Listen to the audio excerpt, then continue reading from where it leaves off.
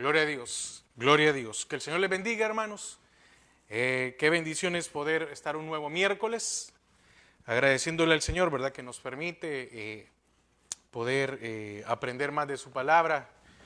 Hoy la enseñanza es una hora antes porque tenemos aquí una helada en esta zona. Ahorita la temperatura anda como entre 28 y 30 Fahrenheit. En sensaciones como en centígrados es como -4, -5 grados. Pero bueno, el Señor que nos permita. Un anuncio antes de comenzar. Este domingo, que es 25, el servicio lo vamos a tener a las 11 de la mañana. 11 de la mañana, entonces aquellos que nos quieran acompañar en el servicio va a ser una bendición. 11 de la mañana. Amén. Bueno, Padre, te damos gracias a esta hora porque nos permites una vez más poder presentarnos delante de ti, agradeciéndote, Señor, que tú eres fiel.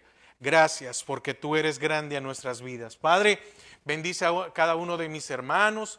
Señor, aquellos que están en esta región que puedan tener un abrigo, Señor, ante una inclemencia del clima muy fuerte. Padre, en el nombre de Jesús, que guarde las vidas, como también de aquellos, Señor, en donde estén, Padre, que puedas tú llevar una provisión siempre a sus hogares. Padre, te seguimos pidiendo por la salud de nuestra hermana Sara Lilian de Varillas, por nuestra hermana Angie Flores, que también pide por sus hijos, Mónica Enríquez, Levi Cepeda. Padre, pon tu mano de salud, Señor, sobre sus vidas, por las peticiones especiales en nuestras hermanas Jackie de Donado, Mabel Núñez, la familia Rodas Parada. Padre, también porque, Señor, tú cumplas tu propósito en la vida de Víctor Eduardo y de Esther María, que tú los bendigas. Señor, asimismo por nuestro pastor general, por cada uno de los pastores de la misión. Padre, gracias, bendice a cada uno de ellos en sus congregaciones, por la vida, Señor, y por la vida de nuestro hermano Dom y su esposa Sharon, por cada uno de la congregación, Señor, de todos estos hermanos que también muchos de ellos son ancianos. Señor, en que ante este frío que puedan estar guardados en su casa. Padre, atamos y sujetamos todo estorbo que nos quiera interrumpir en el nombre de Jesús. Amén y amén. Amén. Vamos a continuar estudiando Zacarías. Voy a tratar de que primero Dios nos dé el tiempo para ver los capítulos 4, 5 y 6. Y vamos a hablar entonces de las visiones de Zacarías, porque son visiones que el Señor le va dando, ¿verdad? Por eso era profeta.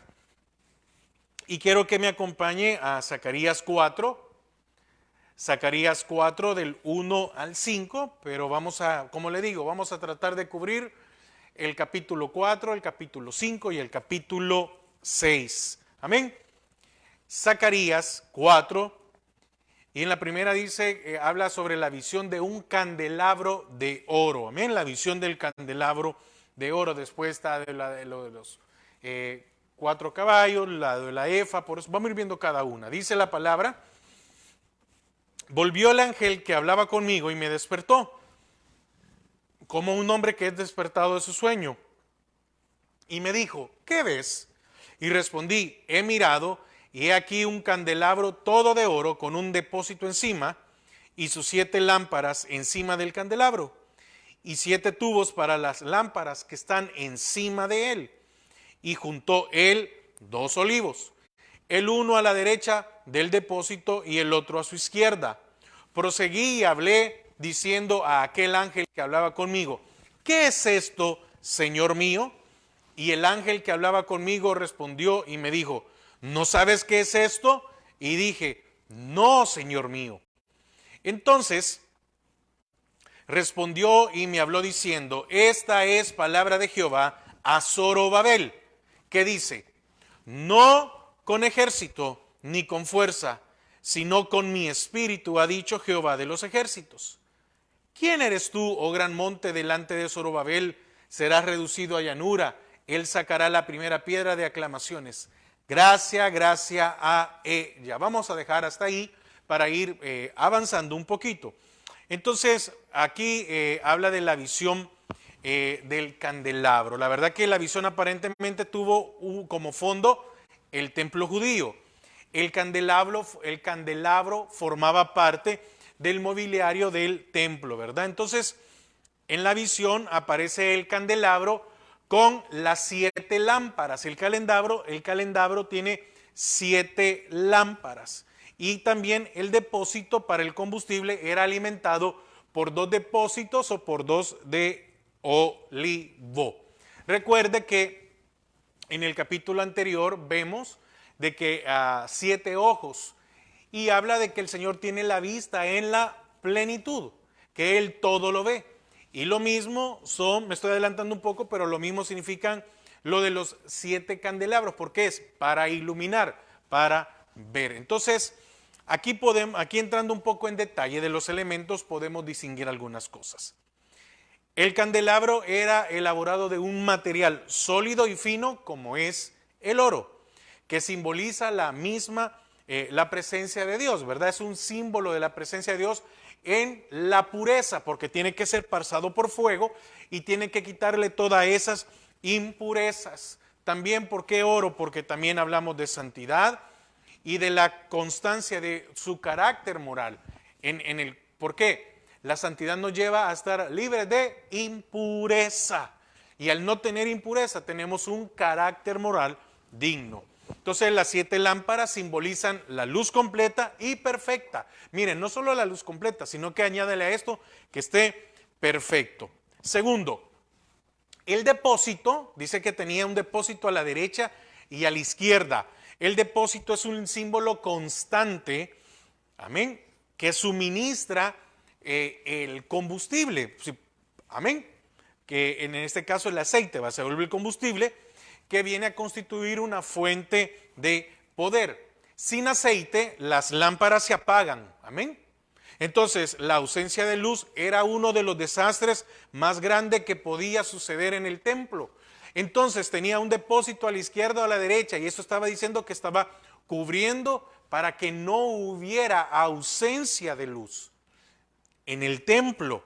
Y los 2 olivos, el aceite que se usaba en la combustión de las lámparas, era sustraído del olivo. Fíjese que el aceite de olivo es aquel que no tiene que pasar por un proceso químico para producir el aceite. Usted ahora ve, cuando usted va al supermercado, usted ve una cantidad, ¿verdad?, de aceites. Usted ve, dice, de canola, de maíz, de girasol, de coco, y empieza a hablar un montón de otros. Pero todos estos tienen que pasar por un proceso químico para sacar un aceite. En cambio, el aceite de oliva, usted sabe, es natural y solo había que machacarlo y salía el aceite puro, orgánico, una palabra que se utiliza mucho ahora, ¿verdad? Lo orgánico, sin ninguna mezcla de nada. ¿Qué significa el aceite? El respaldo, la unción del Señor en nuestras vidas. Entonces, tenía 2 depósitos, uno a cada lado, y este era un símbolo de la seguridad de un suministro permanente. Usted y yo debemos de tener la seguridad de que la presencia de Dios nunca se va a apartar de nuestras vidas, que está con nosotros. Mire aquí lo que estamos viendo, ¿verdad? En la primera parte del capítulo 4 de Zacarías, donde dice el 2, y me dijo, ¿qué ves? Y respondí, he mirado y he aquí un candelabro todo de oro, con un depósito encima y sus 7 lámparas encima del candelabro y 7 tubos para las lámparas que están encima de él, y junto a él 2 olivos, el uno a la derecha del depósito y el otro a su izquierda. Entonces, estos 3 elementos nos proveen una gama de información que esto nos tiene que llevar para alentar y fortalecer nuestras vidas, de que el Señor va a estar con nosotros siempre, de que debemos de tener su presencia. Y ahora usted y yo tenemos el Espíritu Santo. ¿Por qué esta visión era para alentar al pueblo? Porque reconstruir el templo era una obra de una gran complejidad, ¿sí? Entonces, que requería no solo de los recursos, porque los recursos podían estar allí, sino que también esto necesitaba de una gran motivación.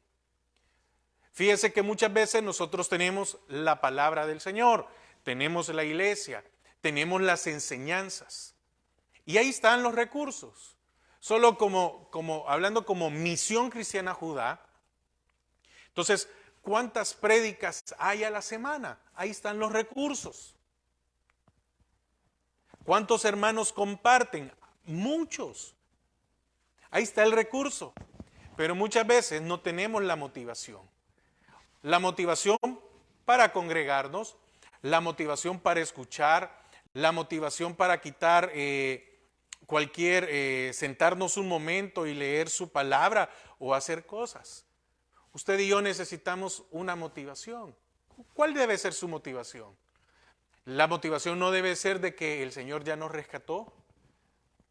La motivación no debe de ser de que entre más conocemos a Él, más conocemos de su palabra, lo conocemos a Él. La motivación no debe de ser de que en conocer más su palabra nuestra vida va a cambiar, como también habrá bendiciones por conocer su palabra. Entonces, recuerde que lo que hemos visto en los libros anteriores, como en el caso de Ageo, ¿verdad? Los líderes y el pueblo mismo habían perdido, lo que vimos allá en Sofonías y Ageo, ¿verdad? Los líderes y el pueblo mismo habían perdido toda motivación para seguir reconstruyendo este templo que era podemos hablar que era como un monumento nacional. ¿Por qué? Porque todos iban a llegar allí a ofrecer sacrificio a Jehová. La desmotivación había llevado a una decadencia espiritual al pueblo. La desmotivación nos lleva a una decadencia en nuestras vidas. ¿Y cómo se percibía esta falta de motivación? Bueno, en que ellos no estaban preocupados por la reconstrucción de ese templo de adoración. Ahora, la palabra dice que usted y yo somos templo y morada del Espíritu Santo. Y entonces, ¿qué estamos reconstruyendo? Estamos reconstruyendo nuestras vidas, estamos reconstruyendo nuestra alma. Y entonces en nosotros debería de haber una motivación por reconstruir este templo, pero en un sentido espiritual. Físico no lo vamos a cambiar.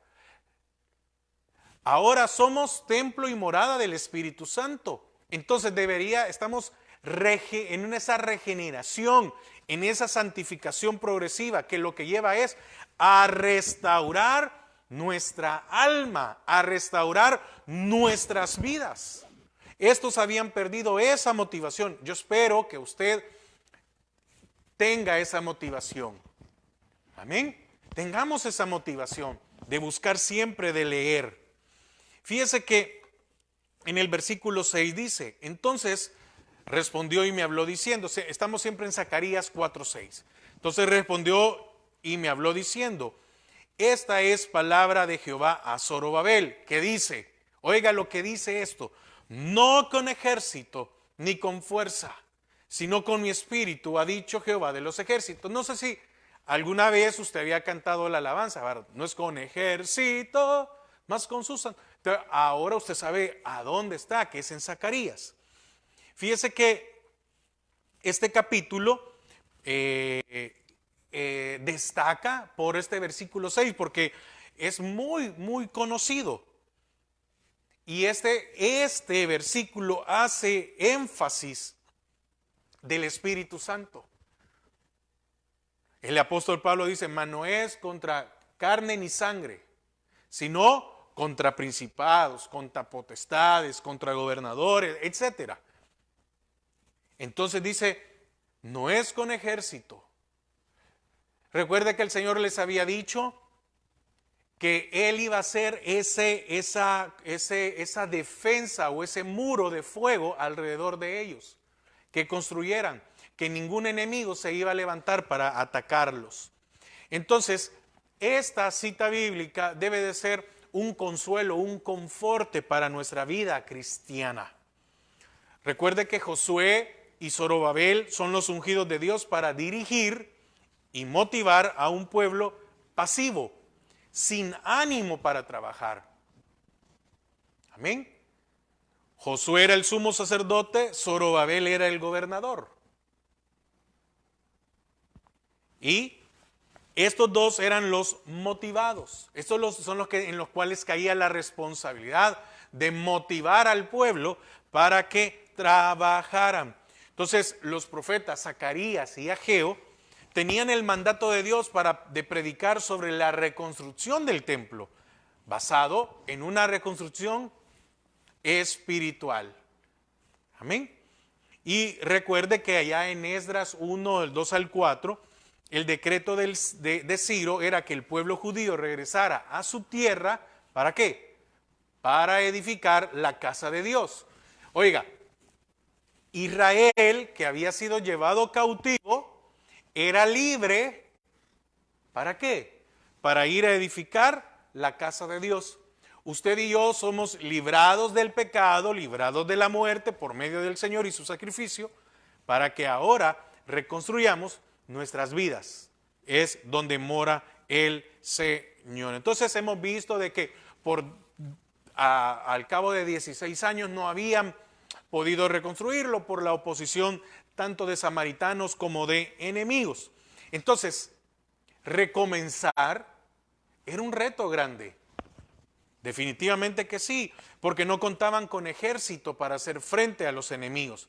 No tenían suficientes espadas, no tenían suficientes arcos, escudos. Pero fíjense que en el versículo 6 el Señor les dice que tienen al Espíritu de Jehová de los ejércitos. No con ejército ni con fuerza, sino con mi espíritu, ha dicho Jehová de los ejércitos. Versículo 7. ¿Quién eres tú, oh gran monte? Delante de Zorobabel serás reducido a llanura. Él sacará la primera piedra con aclamaciones de gracia, gracia a ella. Entonces fíjese que aquí hace referencia a Zorobabel, mientras que en la visión anterior fue el sumo sacerdote Josué el que era mencionado. Estos dos hombres tenían sobre sus hombros la responsabilidad de lograr un objetivo, y era reconstruir el templo. Y esta labor sería posible gracias al poder del Espíritu Santo. Usted y yo, ¿cómo es que podemos ahora reconstruir nuestras vidas? Únicamente por medio del Espíritu Santo. Por eso dice, todo lo puedo en Cristo, que me fortalece. ¿Y quién nos ha dejado el Señor para fortalecernos? Al Espíritu Santo. Fíjese que la construcción del templo era a base de piedras que traían de las montañas. Ahora, había que ir a traer las piedras, habría que labrarlas. Era un trabajo difícil, era un trabajo pesado. El doblegar nuestra voluntad no es pesado. Sí, es pesado. ¿Es fácil? No. Es una tarea de todos los días.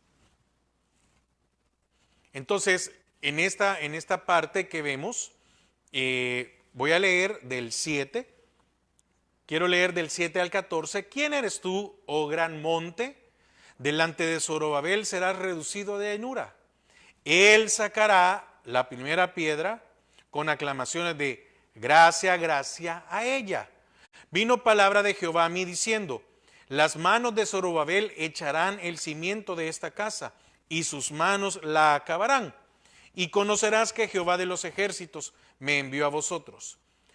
Porque los que menospreciaron el día de las pequeñeces se alegrarán y verán la plomada en la mano de Zorobabel. Estos 7 son los ojos de Jehová que recorren toda la tierra. Hablé más y le dije, ¿qué significan estos 2 olivos? A la derecha del candelabro y a su izquierda.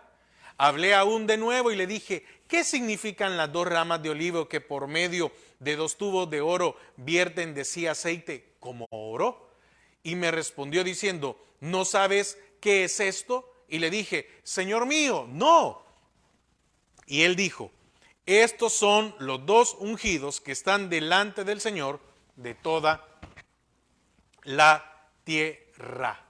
Entonces, aquí en esta escena presenta a Zorobabel recogiendo la piedra principal que los artesanos habían encontrado y se la iban a entregar para sellar la obra.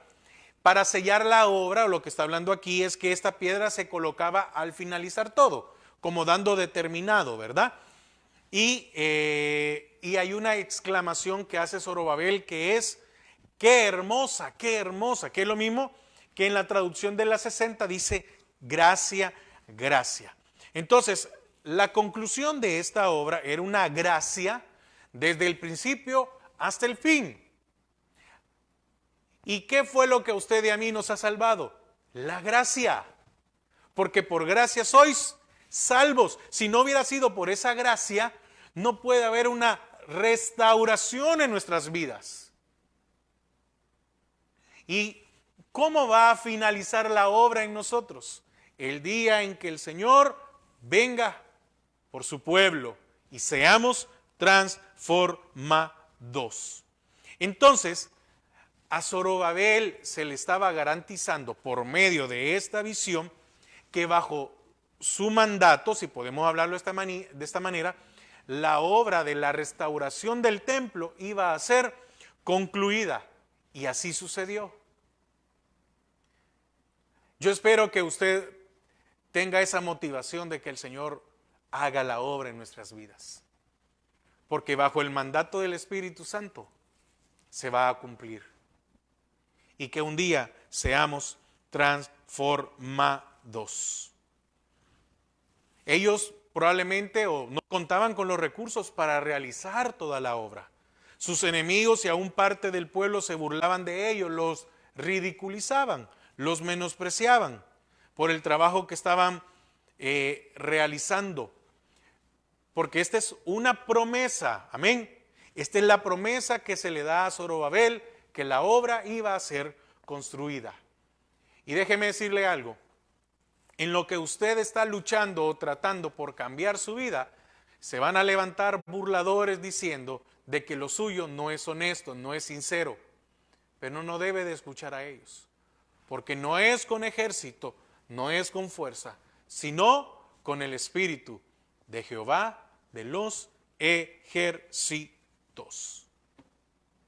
Y Él es el que va a completar.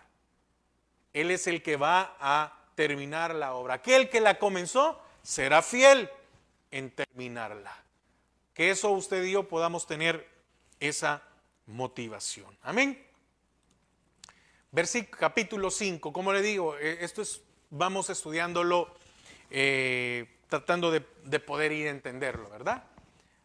Zacarías 5, para que me acompañe. Vamos a leer del 1 al 4.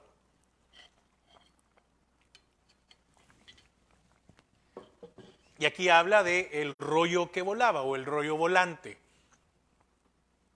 Vimos ahorita la visión del candelabro, que era de oro, con los olivos, ¿verdad? Y ahora el rollo que volaba. Zacarías 5, del 1 al 4, dice, de nuevo alcé mis ojos y miré, y aquí un rollo que volaba. Y me dijo, ¿qué ves? Y respondí, veo un rollo que vuela, de 20 codos de largo y 10 codos de ancho. Entonces me dijo, oiga lo que dice aquí en el 3, esta es la maldición que sale sobre la faz de toda la tierra, porque todo aquel que hurta, como está de un lado del rollo, será destruido, y todo aquel que jura falsamente, como está del otro lado del rollo, será destruido. Ya lo he hecho salir, dice Jehová de los ejércitos, y vendrá a la casa del ladrón y a la casa del que jura falsamente en mi nombre, y permanecerá en medio de su casa, y la consumirá con sus maderas y sus piedras. Fíjese que esta visión es un mensaje de condenación. Está hablando de un rollo y da las medidas, 20 codos de largo y 10 de ancho. Y habla de dos cosas, que es una maldición que cae sobre la faz de la tierra para aquel que es ladrón y para aquel que jura falsamente, para aquel que miente en contra de su hermano. Entonces, en la visión, Zacarías observa un rollo largo y un rollo ancho, del tamaño del pórtico del templo de Salomón, en el cual estaba señalada la maldición que iba a venir sobre la tierra a causa de la maldad de sus habitantes. Fíjese que el rollo era tan grande como para no verlo de lejos. Quiere decir que era visible, como sería visible la maldición que vendría sobre la tierra. Es como cuando viene una tormenta, ¿verdad? Y la tormenta es tan grande que puede muchas veces las nubes llegar a cubrir una ciudad. ¿Y quién dice que no se puede ver? ¿Quién dice que no se puede alcanzar a eso? Entonces, en el rollo se señalaban únicamente dos males que representan toda la maldad de la tierra. El robo que atenta contra el prójimo y el juramento en falso que también atenta contra el prójimo, como el agravante de atentar contra Dios, puesto que acostumbraban a hacer juramentos en el nombre de Dios, tomando así el nombre de Jehová en vano. Dos acciones claramente prohibidas en la ley. No robarás y no levantarás falso testimonio. Ahora, que mencione estos dos males no significa que no hubieran otros. No significa que se estaba olvidando de toda la ley o de los demás mandamientos, sino que estos representan el rompimiento de las relaciones. ¿Por qué? Porque nadie debería y nadie puede ni debe de robarle a un amigo, y ninguno que estuviera o que tenga una buena relación con el Señor iba a jurar en su nombre en vano. Entonces, el castigo que el gran rollo contiene se resume en una sentencia. Sería excluido. Amén. Sería excluido. Entonces la maldición entrará en la casa de aquel ladrón que jura falsamente y consumirá a toda la casa. Y oiga, qué tremendo esto. No solo sufriría él el castigo, su descendencia también sería exterminada. Porque dice en el 4, ya lo he hecho salir, excluyéndolo, ya lo he hecho salir, dice Jehová de los ejércitos, y vendrá a la casa del ladrón y a la casa del que jura falsamente en mi nombre, y permanecerá en medio de su casa y la consumirá con sus maderas y sus piedras. Terrible, ¿verdad? Muy, muy, muy, muy terrible. Siguiente visión. Yo espero que usted me comprenda de que estoy como ir conociendo el libro, ¿verdad? Si el Señor nos permite más adelante tal vez estudiarlo un poco más a profundidad, pero mi interés es conocer, saber de qué es el libro. Ya el entendimiento, ya más conocimiento, pues lo vamos a ver más adelante. La siguiente visión es de la mujer en el Efa, del 5 al 11. Visión de una mujer en una cesta. Zacarías 5, del 5 al 11. Y salió el ángel de Jehová que hablaba conmigo y me dijo, alza ahora tus ojos y mira qué es esto que sale. Y dije, ¿qué es?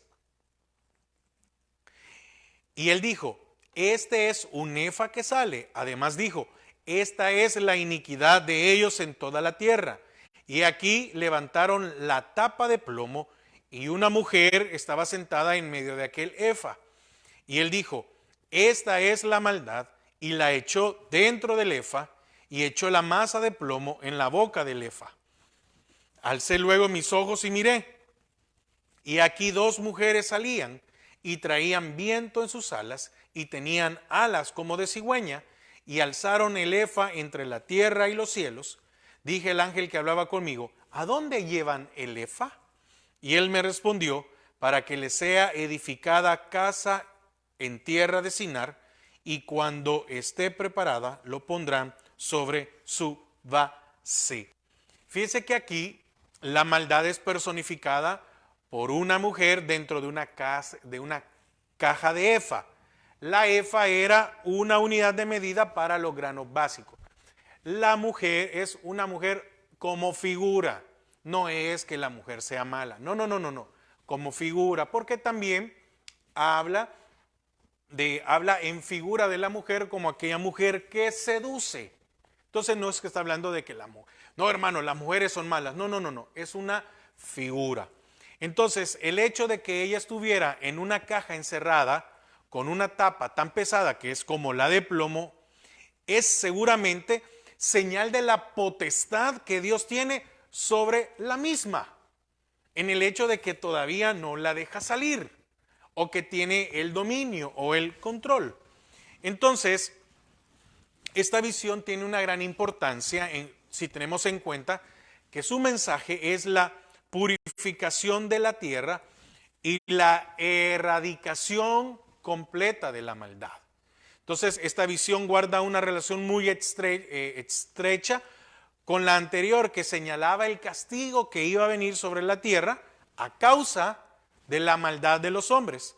Pero el pecado de la humanidad solo podrá ser erradicado cuando la misma fuente de maldad sea también destruida. Entonces, el ángel que presenta esta visión dice que selló la caja con una tapa de plomo, como una señal de que el pecado no tendría o no tendrá más dominio sobre la tierra y su poder ha sido anulado por el poder de Dios. Esta caja, además de ser hallada, será llevada lejos de Judá a la tierra de Sinar, y esto es Babilonia. Babilonia está situada en Sinar, y Babilonia es usada como símbolo de maldad. También recuerde que allá en Apocalipsis habla de la gran ramera. Amén. Entonces, en el apóstol Juan, ahí en Apocalipsis, nos muestra a Babilonia como símbolo de pecado. Ahora, Babilonia, ¿qué representaba para Israel? La opresión.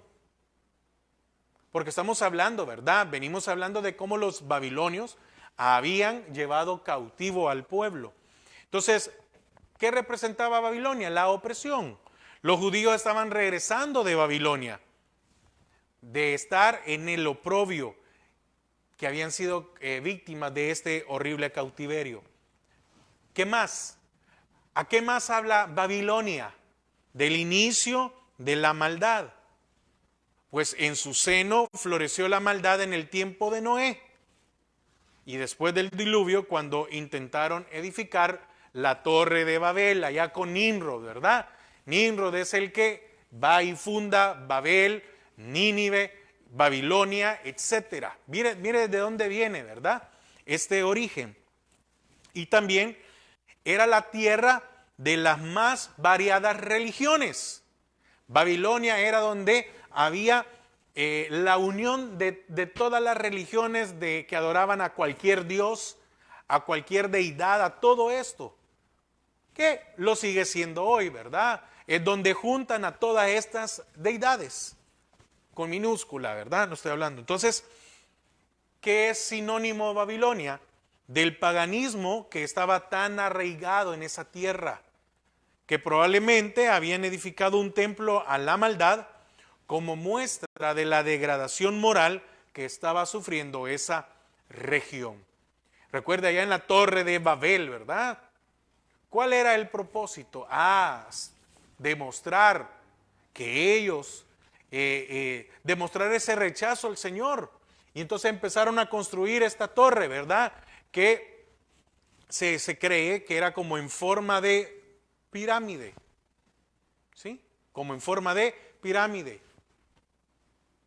¿Desde dónde viene? Muchas veces la gente dice, ¿cuál es el origen? ¿Por qué en el lado de... Porque aquí tenemos muchos templos en forma de esto, porque hay esto, porque aquello. Todos tienen una forma así, ¿verdad? Entonces,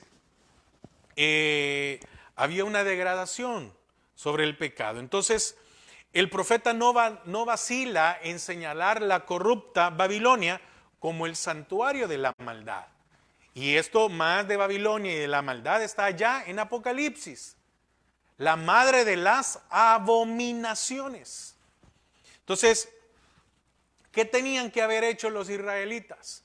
Tenían que haber erradicado de todas sus tierras aquellas prácticas que aprendieron en Babilonia. Es que habían llegado allí.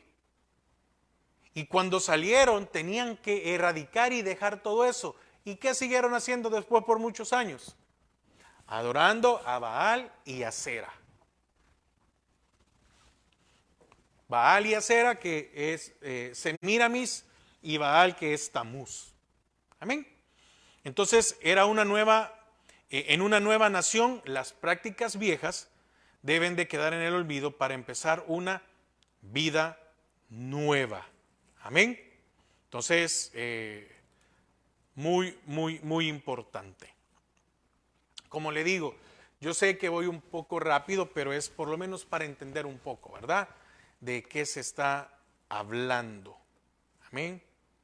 Aquí en el 5, porque habla de Sinar, ¿verdad?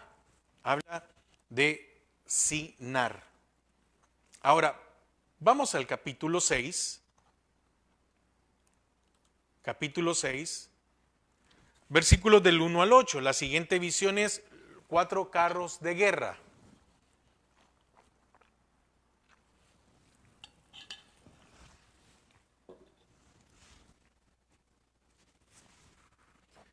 Cuatro carros de guerra es la siguiente visión.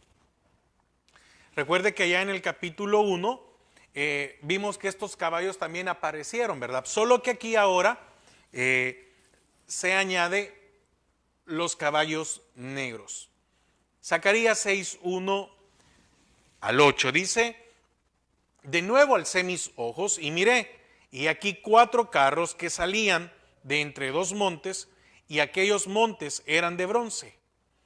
En el primer carro habían caballos alazanes, en el segundo carro caballos negros, en el tercer carro caballos blancos, y en el cuarto carro caballos overos rucios rodados. 4. Sí, ¿verdad? 4. Respondí entonces y dije al ángel que hablaba conmigo: Señor mío, ¿qué es esto? Y el ángel me respondió y me dijo: estos son los 4 vientos de los cielos que salen después de presentarse delante del Señor de toda la tierra. El carro con los caballos negros salía hacia la tierra del norte, y los blancos salieron tras ellos, y los overos salieron hacia la tierra del sur. Y los alazanes salieron y se afanaron por ir a recorrer la tierra, y dijo: id, recorred la tierra, y recorrieron la tierra. Luego me llamó y me habló diciendo: mira, los que salieron hacia la tierra del norte hicieron reposar mi espíritu en la tierra del norte. Amén. Entonces, en el capítulo 1 vemos a tres caballos con 3 colores, y aquí en este vemos a un cuarto que se añade, que son caballos negros. 4 carros salen de entre 2 montes de bronce, entre 2 imperios duros y fuertes, pero no imposibles de vencer. Estos jinetes, a diferencia de los que habían salido a explorar, se acuerda que aquellos son los exploradores, tienen la misión de ejecutar los juicios de Dios sobre la tierra. Y el número 4 indicaría la universalidad del juicio de Dios, que vendría mayormente sobre los enemigos del pueblo de Dios, que no hacían otra cosa más que pelear contra Dios mismo. 4, ¿por qué? Por los 4 puntos cardinales que cubren todo. Como también hay un ejemplo, los 4 evangelios, y los 4 evangelios son para llenar a toda la tierra. Entonces el número 4 está representado en varias cosas, 4 estaciones, etc. Entonces los montes de bronce, bien podríamos interpretarlo como los montes sagrados, Sión y el de los Olivos, porque son montes de Dios.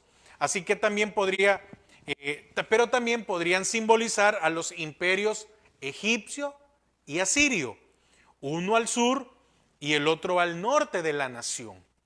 Estos siempre representaron un constante peligro para la nación de Israel. Estaban los asirios al norte y los egipcios al sur, ¿verdad? Entonces, fíjese que hay algo aquí muy, muy interesante con respecto a un poco de historia. En el período intertestamentario, precisamente bajo el dominio de los griegos, después de la muerte de Alejandro el Grande, 4 generales se dividieron el reino. 2 de ellos acosaron a la pequeña Judá. En el norte se ubicaron los Seleucidas y en el sur los Ptolomitas, y ambos poderes lucharon para mantener la hegemonía sobre Judá. Mire, siempre hubo eso de querer dominar. Y de allí viene un tiempo de los macabeos, que era un movimiento de independistas o de independencia, que ellos pudieron tener como unos 100 años de relativa paz y prosperidad en medio de estos montes, en medio de estos que estaban atacando. Ahora, los caballos negros del segundo carro son los únicos que no aparecen en la visión allá de los exploradores en el capítulo 1, ¿verdad? De aquellos que habían ido a explorar la tierra. En el Apocalipsis, el jinete que monta el caballo negro sale con una balanza en sus manos, negociando trigo en señal de hambre que habría de venir. Se dirige al norte, de donde ellos habían regresado no mucho tiempo atrás. Ellos venían del norte, porque allá estaba Babilonia. Amén. Entonces, salen los demás jinetes por los 4 vientos, pero el énfasis del castigo está sobre el norte, sobre Babilonia.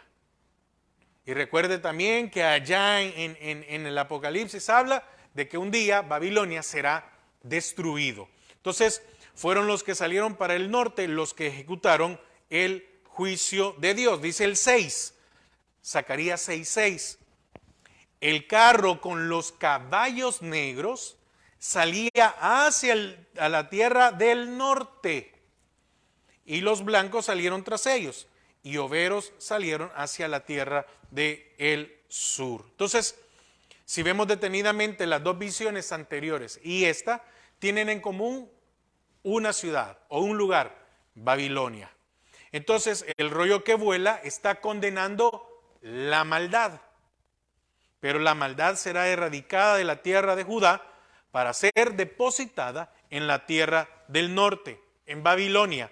Y luego los carros que harán cumplir los juicios de Dios saldrán por los 4 vientos, pero solo el carro que sale para la tierra del norte aplacará la ira de Dios.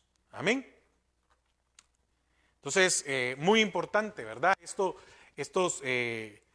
Para ir conociendo a qué se refería Zacarías. Y mire, esto nos ayuda a entender muchas cosas cuando empezamos a ver como el libro de Apocalipsis o también lo de los demás profetas, ¿verdad? Solo que son muy extensos. Y tal vez no se puede condensar como lo estamos haciendo con esto. Capítulo 9, Zacarías 6 del 9 al 15. Aquí vemos la coronación simbólica de Josué. Del 9 al 15. Vino a mí palabra de Jehová diciendo: toma de los del cautiverio a Eldai, a Tobías y a Jedaías, los cuales volvieron de Babilonia, e irás tú en aquel día y entrarás en la casa de Josías, hijo de Sofonías. Tomarás pues plata y oro y harás coronas, y las pondrás en la cabeza del sumo sacerdote, hijo de Josadac. Y le hablarás diciendo: así ha hablado Jehová de los ejércitos, diciendo: He aquí el varón cuyo nombre es el renuevo, el cual brotará de sus raíces y edificará el templo de Jehová. Él edificará el templo de Jehová y él llevará gloria y se sentará y dominará en su trono y habrá sacerdotes a su lado y habrá sacerdote a su lado y consejo de paz entre ambos. Las coronas servirán a Helén, a Tobías, a Jedaías y a En, hijo de Sofonías, como memoria en el templo de Jehová. Y los que están lejos vendrán y ayudarán a edificar el templo de Jehová, y conoceréis que Jehová de los ejércitos me ha enviado a vosotros. Y esto sucederá si oyereis obedientes la voz de Jehová vuestro Dios. Amén. Ya estamos viendo la última parte, ¿verdad? Jehová ordenó a Zacarías tomar una ofrenda de los líderes que habían vuelto de Babilonia a Jerusalén. No se sabe con certeza si estos nombres eran reales o simbólicos, ¿verdad? O alguno de estos les habían cambiado el nombre. Amén. Entonces, pero las ofrendas servirían para elaborar una corona para el sumo sacerdote, la cual sería con los mejores materiales, que es oro y plata. Y este es un mensaje real y profético que anuncia dos verdades significativas. Primero, confirmar el liderazgo del sumo sacerdote Josué para edificar un templo digno del Señor. Y segundo, anunciar al Mesías, denominado el renuevo o el retoño, como lo vimos el jueves pasado, quien edificará el templo de Jehová. Entonces, la promesa de la reconstrucción de un templo hermoso con la gloria de Jehová era una promesa condicionada al cumplimiento de los requerimientos que Dios había hecho a través de sus profetas. Y era, si escucháis atentamente la voz de Jehová. Amén. Entonces estamos viendo de esta, confirmando el liderazgo del sumo sacerdote. Y también confirmando, recuerde que también a Zorobabel se le confirmó la permanencia del trono. Ya lo vamos a ver por qué razón, aunque lo vimos en parte el jueves pasado. Entonces, he aquí el hombre cuyo nombre es el retoño. Este tendría como función la edificación del templo, que según muchos comentaristas está haciendo referencia a la iglesia, el templo del Espíritu Santo. ¿Por qué? Porque un templo edificado por Dios y compuesto por gente que está lejos, o sea, que el Mesías edificaría un pueblo nuevo para Dios. Usted y yo somos parte de ese templo, lo dice el apóstol Pablo, del edificio, ¿verdad? De ese cuerpo también, de este cuerpo, de este nuevo cuerpo. Entonces, un templo edificado por Dios y compuesto por gente que está lejos, ¿verdad? No cabe duda que esta profecía se cumplió con el Señor Jesucristo cuando Él vino. Y en el versículo 13 dice, Él edificará el templo de Jehová y Él llevará gloria y se sentará y dominará en su trono y habrá sacerdote a su lado y consejo de paz entre ambos. Entonces, en el versículo 13 hay una combinación de conceptos. Está por un lado el concepto real, el que reina. Amén. Y también un rey juez que se sienta en su trono para gobernar. Pero por otro lado señala a un sacerdote que está cumpliendo con la función de intercesión y de proclamación. Entonces, en el renuevo o en el retoño se están uniendo las dos funciones, que es la real y la sacerdotal. Entonces podemos notar otra profecía cumplida en el ministerio del Señor Jesús. ¿Por qué? Como rey y como sacerdote eterno. Como rey y como el sacerdocio de Melquisedec, el sacerdocio eterno. Ahí están las dos funciones. Amén.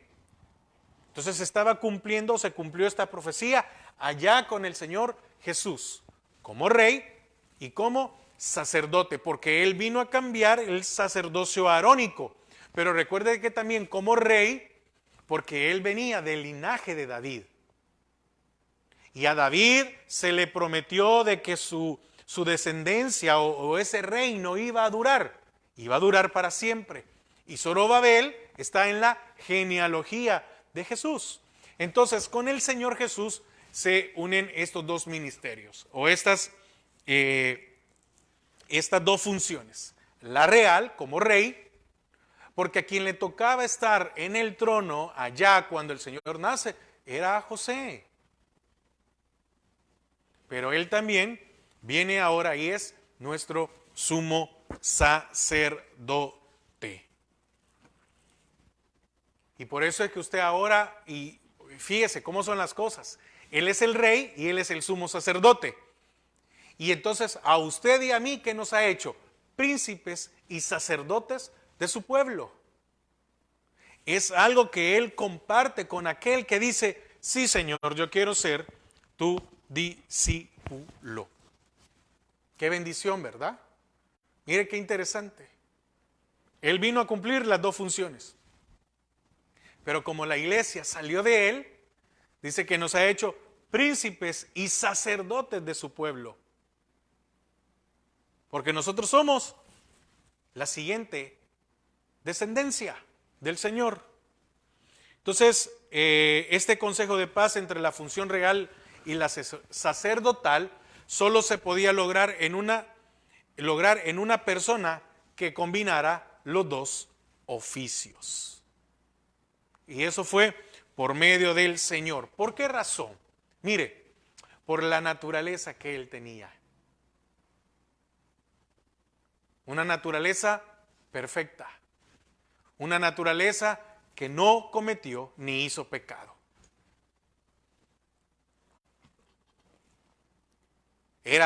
Fue 100% hombre, pero también fue 100% Dios. Tenía poder, gloria. Entonces, y fue a la vez capaz de identificarse con las condiciones de hombre para poder interceder por él, por nosotros. Entonces, allá la carta de Hebreo, ¿verdad? Nos señala que Cristo ha llenado estos requisitos. Amén. Bueno, hermanos, voy a llegar hasta aquí porque quería, aquí como le dije, ¿verdad? Estamos con la situación del clima. Y no quería que no tuviéramos enseñanza este día. Al contrario, quería el Señor, pero también quiero ser prudente y no estar más tarde en casa, ¿verdad? Así que a los hermanos que viven aquí en esta parte de Texas, hermanos, cúbranse, cuiden, si no es necesario salir, no salgan. Y recuerden esto, el domingo vamos a tener el servicio a las 11 de la mañana. Voy a poner también el anuncio ahí en la página de Facebook para que nos puedan acompañar, ¿verdad? Domingo 11 de la mañana. Va a ser únicamente este domingo, el siguiente domingo, que es el 1 de enero, siempre va a ser a las 2 de la tarde. Amén. Bueno, Padre, te damos gracias por esta oportunidad que me das o que nos das, Señor, de aprender de tu palabra. Señor, qué bendición por lo menos tener un conocimiento, entender de qué están hablando estos libros. ¿Por qué los dejaste? ¿Qué importancia hay, Señor, en estos capítulos del profeta Zacarías? Señor, que podamos reconstruir este templo, reconstruir nuestras vidas, ser librados de maldad, para que cuando venga esa corrección al mundo entero, Señor, nosotros seamos libres de eso. Y gracias por hacernos príncipes y sacerdotes, porque tu palabra se ha cumplido. En el nombre de Jesús. Amén y amén. Hermanos, que pasen una feliz noche y que el Señor les bendiga.